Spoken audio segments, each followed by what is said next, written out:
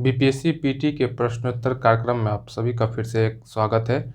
आज हम फिर इस परीक्षा के लिहाज से जो सबसे महत्वपूर्ण खंड है सामान्य विज्ञान, उसके महत्वपूर्ण प्रश्नों पर बात करेंगे, जिसमें अधिकांश प्रश्न जो है वो रसायन शास्त्र, केमिस्ट्री से है और बायोलॉजी से। तो एक एक करके उन प्रश्नों को देखते हैं। सबसे पहले हमने बात की इसमें कि मानव जीव का जो है अग्र छोर किसके लिए संवेदनशील है। तो अग्र भाग बोले या अग्र छोर बोले तो वह मीठे के लिए है, और पीछे या पश्च भाग बोले तो वह कड़वाहट के लिए संवेदनशील है।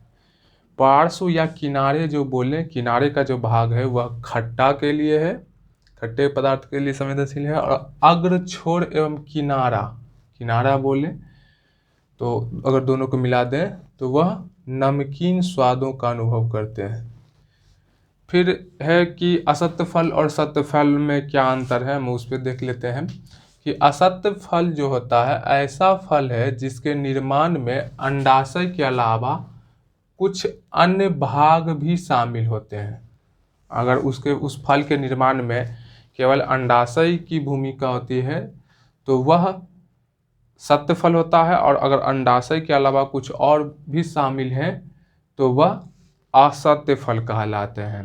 असत्य फल के उदाहरण कौन कौन से हैं, तो स्ट्रॉबेरी, अंजीर, अनानास, सहतूत, सेब, नाशपाती, काजू। तो हमसे ये पूछा जा सकता है कि निम्न में से कौन सा फल असत्य फल है। तो हमें ये ध्यान रखना है कि स्ट्रॉबेरी, अंजीर, अनानास, सहतूत, सेब, नाशपाती और काजू।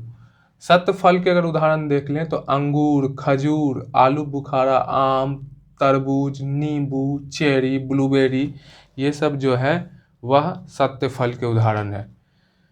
फिर है अदरक तना है, जड़ नहीं है, क्यों, इसका कारण क्या है। तो इसका जो मूल कारण है कि जो तने का विशिष्ट लक्षण है कि इसमें नोड और इंटरनोड होते हैं अदरक में। तो यही तना का विशिष्ट लक्षण जो होता है जिसके कारण हम अदरक जो है, अदरक को जड़ नहीं तना कहते हैं। फिर पौधे जो नमक युक्त मिट्टी में उगते हैं उसे क्या कहते हैं, तो उसे हैलोफाइट कहते हैं। पपीते के खाने योग्य भाग को क्या कहते हैं, तो खाने योग्य जो पपीते के भाग है उसे मेसोकार्प कहते हैं। पपीता हो या केला हो या आम हो, इसके खाने योग्य भाग को हम मेसोकार्प कहते हैं। जबकि सेब और नाशपाती जैसे फल में जो खाने योग्य भाग होता है उसे ताज़ा थैलेमस कहते हैं। लीची में जो होता है खाने योग्य भाग उसे ताज़ा एरियल कहते हैं, और अनानास और कटहल में खाने योग्य भाग को हिस्सा कहते हैं। फिर है अगला प्रश्न कि सोते समय लाल रक्त कोशिकाएं आरबीसी जो है वह कितने प्रतिशत कम हो जाती है। इसका आंसर है वो 5% कम हो जाती है। आरबीसी की संख्या को हेमोसाइटोमीटर द्वारा मापी जाती है। तो हमसे यह भी प्रश्न पूछा जा सकता है कि आरबीसी की संख्या किससे मापी जाती है, तो हेमोसाइटोमीटर के द्वारा। फिर है कि 4200 मीटर की ऊंचाई पर आरबीसी जो है 30% बढ़ जाती है। कितने ऊंचाई पे, 4200 मीटर पे। इस तरह से नेक्स्ट प्रश्न है फिर कि हड्डी में फास्फोरस होता है, यह कितना प्रतिशत उपस्थित होता है, तो यह 8% इससे उपस्थित रहता है। नेक्स्ट प्रश्न है कि ब्लैकफुट रोग पानी में किस धातु की उच्च सांद्रता के कारण होता है, तो यह आर्सेनिक की जो है उच्च सांद्रता के कारण ब्लैकफुट रोग होता है। फिर है नेक्स्ट प्रश्न कि इत्र और रंग बनाने के लिए किस यौगिक का उपयोग किया जाता है, तो इसका नाम है एथिल एसीटेट। एथिल एसीटेट का जो है इत्र और रंग में के निर्माण में किया जाता है। हमें ध्यान रखना है कि परफ्यूम में पाए जाने वाले समान तत्व तो कौन कौन से हैं, तो एसीटोन है, इथेनॉल है, बेंजाइल अल्कोहल है, इस तरह से और भी है। तो हमें मुख्य रूप से याद रखना है एसीटोन, इथेनॉल, बेंजाइन अल्कोहल और एथिल एसीटेट, यह जो है इत्र और रंग बनाने में प्रयुक्त होता है।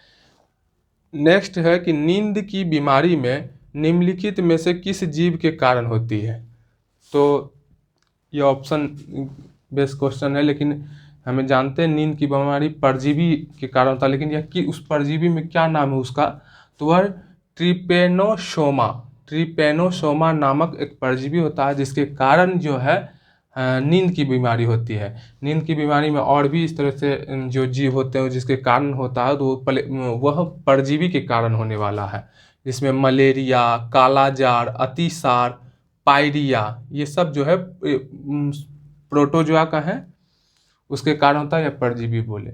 फिर है वर्ष 2021 में बिहार की हवा में एक नई खतरनाक गैस पहचानी गई है। इस गैस का क्या नाम है, जो भूरे रंग की है। हमें इसमें हिंट भी मिल सकता है कि भूरे रंग की गैस है वह, उसका नाम बताना है, या फिर अगर नहीं भी कहे लेकिन वह जो गैस है भूरे रंग की, वह नाइट्रोजन डाइऑक्साइड है उसका नाम। फिर है बेकिंग पाउडर बनाने में किस अम्ल का उपयोग करते हैं। तो बेकिंग पाउडर बनाने में टार्ट्रिक अम्ल का प्रयोग होता है। कपड़े से जंग के धब्बे हटाने के लिए कौन सा अम्ल प्रयुक्त होता है। कपड़े से जंग के धब्बे हटाने के लिए ऑक्जेलिक अम्ल का प्रयोग होता है। फोटोग्राफी में भी ऑक्जेलिक अम्ल का प्रयोग होता है। प्राकृतिक रबर को सल्फर के साथ मिलकर गर्म करने की क्रिया को क्या कहते हैं। तो वह वल्कनीकरण कहलाता है। रबर जो है आसानी से किस में घुल जाता है, तो वह कार्बन डाइसल्फाइड में आसानी से घुल जाता है। फिर है कैल्शियम हाइड्रोक्साइड का उपयोग क्या क्या में होता है, जिसका सूत्र है CaOH का होल ट्वाइस। इसका जो उपयोग होता है वह ब्लीचिंग पाउडर बनाने में। पूछा जाए ब्लीचिंग पाउडर में कि निम्न में से किसका प्रयुक्त होता है, अगर उसमें ऑप्शन रहे कैल्शियम हाइड्रोक्साइड तो वह देखेंगे। या चमड़ा के ऊपर जो बाल साफ करने में किसका प्रयोग होता है, तो कैल्शियम हाइड्रोक्साइड का। जल को मृदु बनाने में किसका प्रयोग होता है, तो वह कैल्शियम हाइड्रोक्साइड का। और अम्ल के जलन पर मरहम पट्टी के लिए किसका प्रयोग होता है, तो वह भी हमें ध्यान रखना है कि वह कैल्शियम हाइड्रोक्साइड का। एक है कास्टिक सोडा। क्या है कास्टिक सोडा का नाम, अन्य नाम जो केमिकल नाम है वह सोडियम हाइड्रोक्साइड है, NaOH। इसका प्रयोग यहाँ होता है, तो साबुन बनाने में, पेट्रोलियम साफ करने में, दवा बनाने में, कपड़ा एवं कागज बनाने में, कारखानों को साफ करने में। निम्न में पूछा जा सकता है कि पेट्रोलियम साफ करने में किसका प्रयोग, दवा बनाने में, कपड़ा एवं कागज बनाने में, तो यह जो है साबुन बनाने में यह कास्टिक सोडा का प्रयोग किया जाता है। फिर है कि सबसे हल्की धातु का नाम बताइए। सबसे हल्की धातु कौन है, तो जानते हैं लिथियम है। सबसे भारी धातु का नाम बोले तो वह ओस्मियम है। और कठोर धातु का नाम सबसे बोले तो वह क्रोमियम है।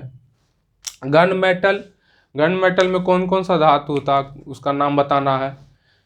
तो गन मेटल में कॉपर होता है, टीन होता है और जिंक होता है, यही तीन होता है। निम्न अगर पूछा जाए निम्न में से कौन सा धातु गन मेटल में नहीं होता, अगर उसमें पूछ दे कि क्रोमियम, टीन और जिंक, कॉपर, तो हमें ध्यान रखना कि कॉपर, जिंक और टीन ही होता है गन मेटल में। गन मेटल में कॉपर, जिंक और टीन ही होता है, जिसमें सबसे अधिक होता है वह कॉपर होता है। फिर कुछ धातु और उसके अयस्क के नाम है। पूछा जाए मिलेराइट किसका अयस्क है, तो वह निकेल का अयस्क है। सिनेबार किसका अयस्क है, मरकरी का अयस्क है। मोनाजाइट किसका अयस्क है, मोनाजाइट थोरियम का अयस्क है।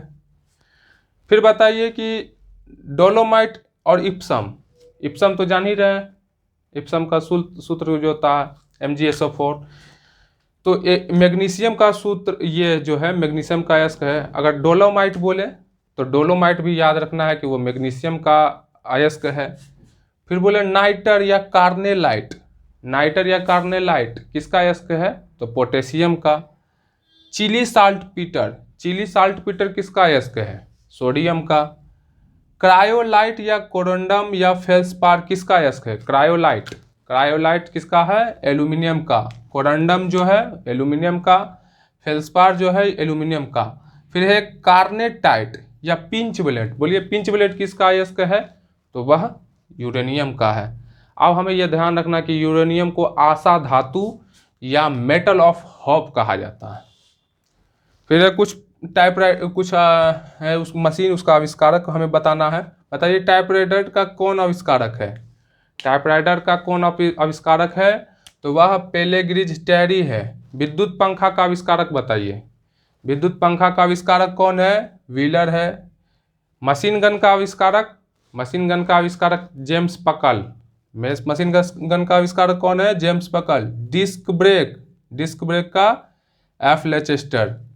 अब देखिए सबसे जो एक महत्वपूर्ण आपको बताने जा रहे हैं कि जलाने पर कौन कौन सा रंग किसके कारण होता है। जलाने पर कौन कौन सा रंग किसके कारण होता है? तो जो धातु ज्वाला को पीला रंग प्रदान करती है, कौन सी धातु ज्वाला को पीला रंग प्रदान करती है? तो वह सोडियम होता है। पूछा जा सकता है कि लाल चटक रंग आतिशबाजी में जो होता है वह किसके कारण होता है? वह स्ट्रोंशियम की उपस्थिति के कारण होता है। लाल चटक रंग आतिशबाजी के दौरान हमें लाल चटक रंग दिखाई पड़ती है, वह किसके कारण होता है? तो वह स्ट्रोंशियम के कारण होता है। अगर पूछें कि आतिशबाजी के दौरान हरा रंग किसके कारण होता है? तो वह बेरियम के कारण होता है। पोटेशियम कैसा रंग देता है? वो हल्का गुलाबी देगा। फिर कैल्शियम कैसा रंग देगा? हल्का पीला। और जिंक पीला, और सोडियम गुलाबी भी हो सकता है ऑप्शन में। हमें ध्यान रखना है कि अगर ज्वाला में जो पीला रंग उत्पन्न होता है वह सोडियम होता है, और अगर गुलाबी भी अगर ऑप्शन में रहे तो हमें सोडियम में गुलाबी भी मारना है। फिर एक नेक्स्ट प्रश्न कि एक माध्यम जिसका अपवर्तनांक सूचकांक 1.5 है, 1.5 उसका अपवर्तन सूचकांक है, तो प्रकाश की गति क्या होगा? तो प्रकाश की गति हमें याद रखना एक फॉर्मूला, कि अपवर्तनांक बराबर प्रकाश की चाल 3 × 10⁸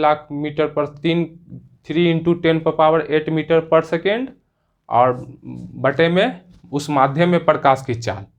तो पूछा जा रहा उस माध्यम में प्रकाश की गति क्या होगा? तो उस फॉर्मूला पर निकालिए। अपवर्तनांक बराबर 3 × 10⁸ मीटर पर सेकेंड, और बटे में माध्यम में प्रकाश की चाल। इसको कैलकुलेशन करिएगा तो 2 × 10⁸ मीटर पर सेकेंड हो जाएगा। फिर एक प्रश्न कि निम्न में से कौन सा संतृप्त हाइड्रोकार्बन है? बताइए, निम्न में से कौन सा संतृप्त हाइड्रोजन? ऑप्शन है आपके सामने, CH2 या C2H6 या C2H2 या C2H4। हमें बता सकते हैं इसमें कौन सा संतृप्त हाइड्रोकार्बन है। तो संतृप्त हाइड्रोकार्बन का जनरल सा एक सेंस हमें पता होना चाहिए कॉमन इसका, कि कार्बन के बीच अगर सिंगल बॉन्ड है तो वह संतृप्त हाइड्रोकार्बन है, और अगर कार्बन के बीच डबल या ट्रिपल बॉन्ड है तो वह असंतृप्त हाइड्रोकार्बन है। तो इसमें देख लीजिए, बॉन्ड बनाने आता है तो आप बता सकते हैं। CH2 में तो पूरा कार्बन के 4 जो परमाणु है वो तो साझेदार नहीं हो सकता, 2 ही हाइड्रोजन है, तो ये तो स्टेबल हो, ये तो पहले ही गलत हो जाएगा। नेक्स्ट है C2H2। तो C2H2 में क्या होगा? C के भी ट्रिपल बॉन्ड, और साइड में H हो जाएगा कार्बन में सिंगल बॉन्ड, तो ये तो ट्रिपल बॉन्ड है तो असंतृप्त हो गया। नेक्स्ट है C2H4। तो C डबल बॉन्ड C,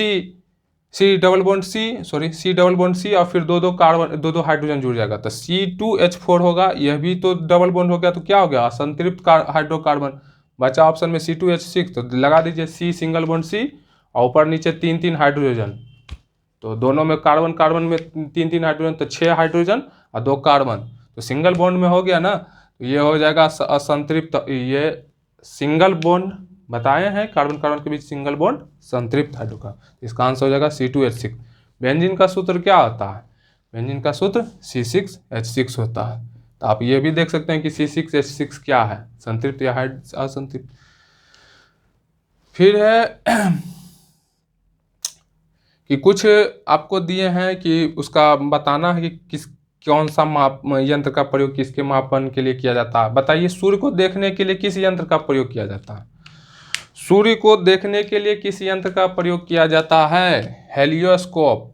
सूर्य को देखने के लिए किस यंत्र का प्रयोग किया जाता है? हेलियोस्कोप। दूर की वस्तु देखने के लिए, बताइए, दूर की वस्तु देखने के लिए टेलीस्कोप।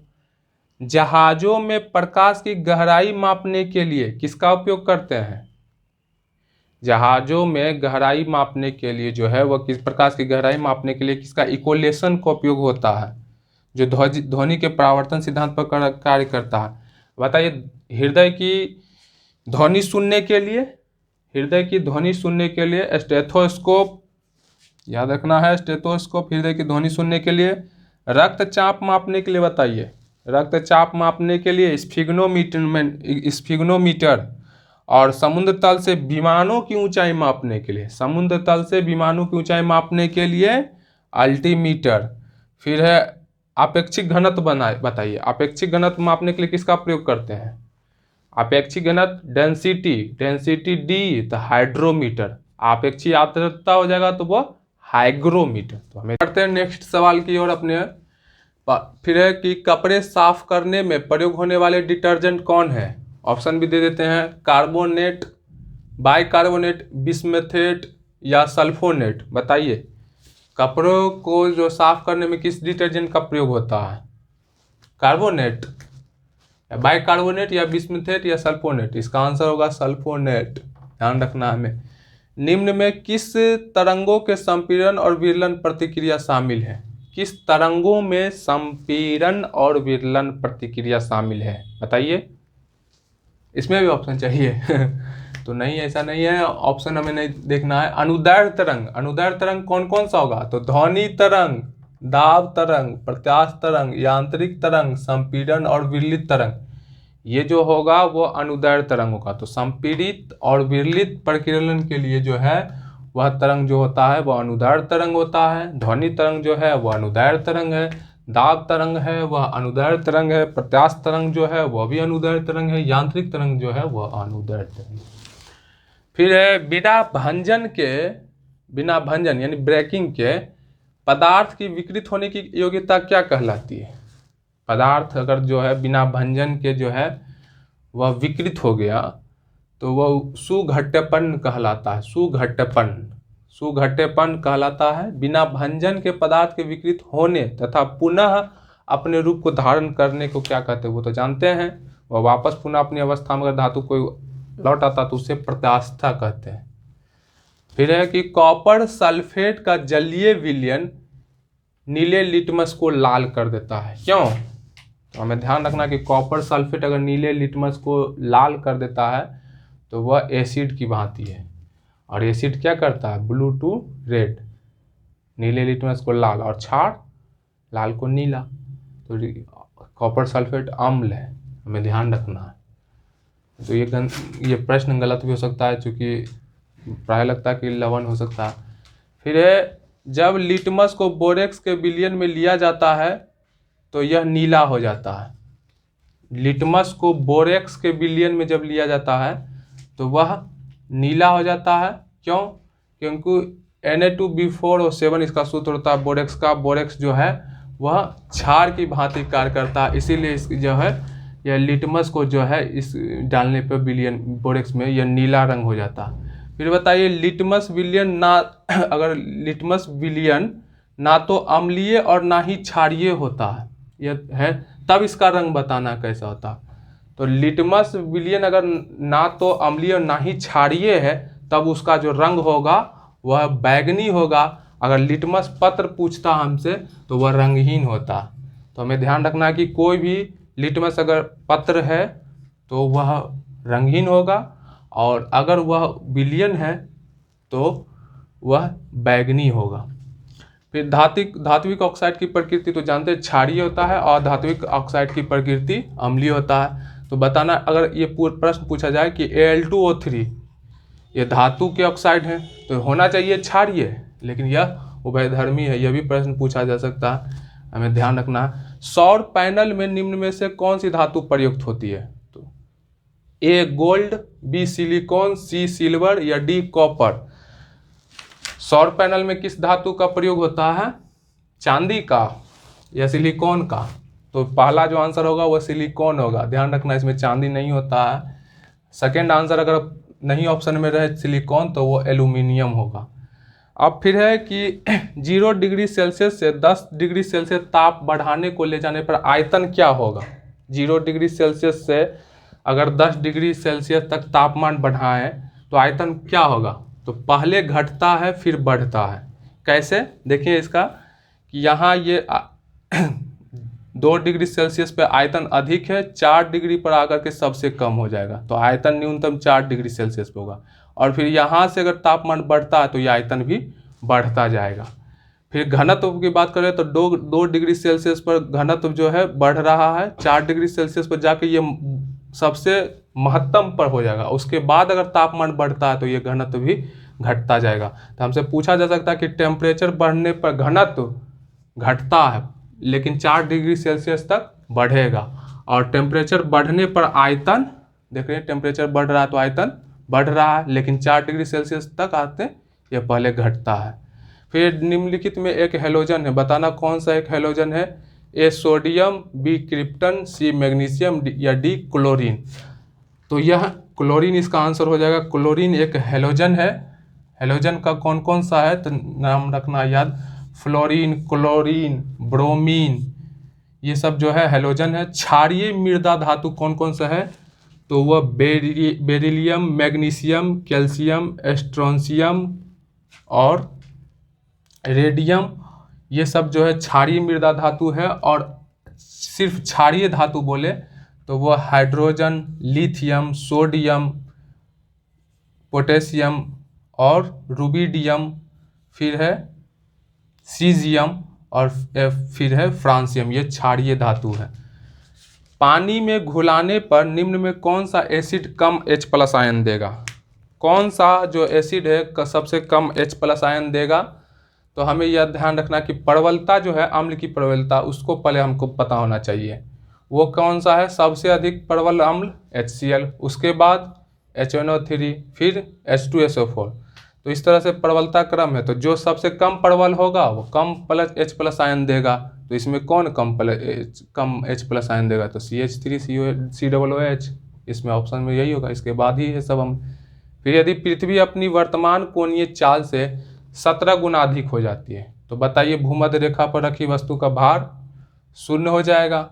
और अगर ध्रुव पर क्या होगा तो ध्रुव के मान G के मान में कोई परिवर्तन नहीं होगा। प्रत्येक ग्रह का क्षेत्रीय वेग नियत होता है। ये एक कौन सी चीज़ है जिसके कारण हमें इसका जवाब पता होना चाहिए कि प्रत्येक ग्रह का क्षेत्रीय वेग नियत होता है। इसका प्रभाव यह होता है कि जो ग्रह सूर्य के जितना नज़दीक होगा उसका वेग उतना अधिक होगा, और जो सूर्य से जितना दूर होगा उसका वेग उतना कम होगा। तो क्यों, इसका कारण है कि प्रत्येक ग्रह का क्षेत्रीय वेग नियत होता रहता है।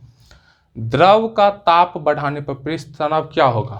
किसी द्रव का ताप बढ़ाने पर पृष्ठ तनाव क्या होगा तो वह कम हो जाता है और क्रांतिक ताप पर जाकर के वह 0 हो जाएगा।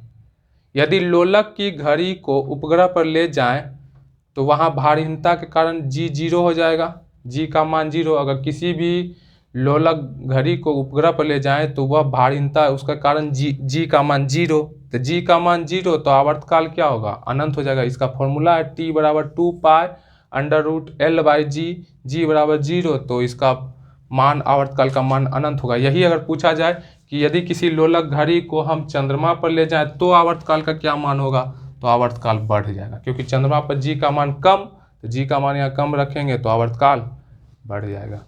गर्मियों में लोलक की लंबाई बढ़ जाती है तो उसका आवर्तकाल भी बढ़ जाएगा। यदि सभी विद्युत चुंबकीय क्या किसकी बनी होती है तो वह फोटोन की बनी होती है। फिर है कुछ भौतिक राशि, उसका मात्रक है। आवेग का स्थायी मात्रक जो है वह न्यूटन सेकेंड है। जड़त्व आघूर्ण का किलोग्राम वर्ग मीटर है। पृष्ठ तनाव का न्यूटन प्रति मीटर और विशिष्ट ऊष्मा का जूल प्रति किलोग्राम प्रति केल्विन है। द्रव का ताप बढ़ाने पर पृष्ठ तनाव कम हो जाता है और क्रांतिक ताप पर 0 हो जाता है। इसी में यह पृष्ठ तनाव का हमें मात्रक याद रखना है, न्यूटन प्रति मीटर। इस तरह